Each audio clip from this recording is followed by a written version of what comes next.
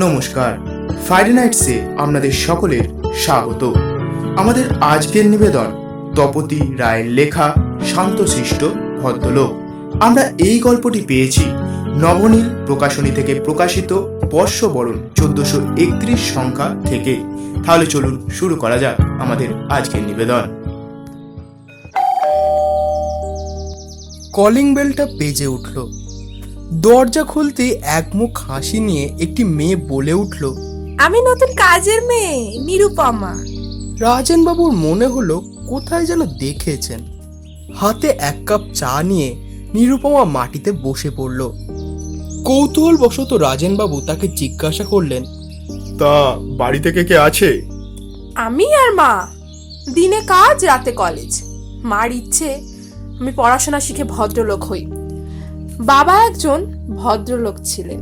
একটু থেমে সে আবার বলল, আচ্ছা, আপনি বলুন তো কাকাবাবু, ভদ্রলোকের আসল ডেফিনেশনটা ঠিক কি? শুধুই কি লেখাপড়া জানা? আমার ভদ্রলোক বাবার আমার মাকে পছন্দ হয়নি, ফেরত পাঠিয়ে দেন।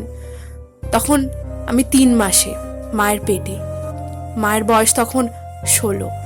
একটা দীর্ঘ নিঃশ্বাস ছেড়ে সে বলল, আর আমি তো আমার বাবার নামটাও জানি না। শুনেছি পদবী মিত্র। ও হ্যাঁ, আর আমার মায়ের নামটা অনুপমা। শান্তশিষ্ট ভদ্রলোক রাজেনবাবুর হাতটা কেঁপে উঠে চায়ের কাপটা পড়ে গেল। নিরুপমা ভাঙা কাপের টুকরোগুলো তুলতে তুলতে একটা চাপা গজগজ করতে লাগলো। যদি ছেড়েই দিবি আমাকে, জন্ম দিলি কেন ভদ্রলোক বাবু?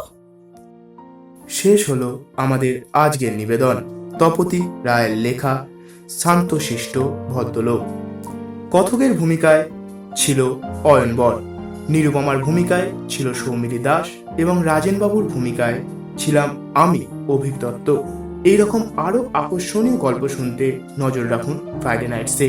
আজকের মতো নমস্কার।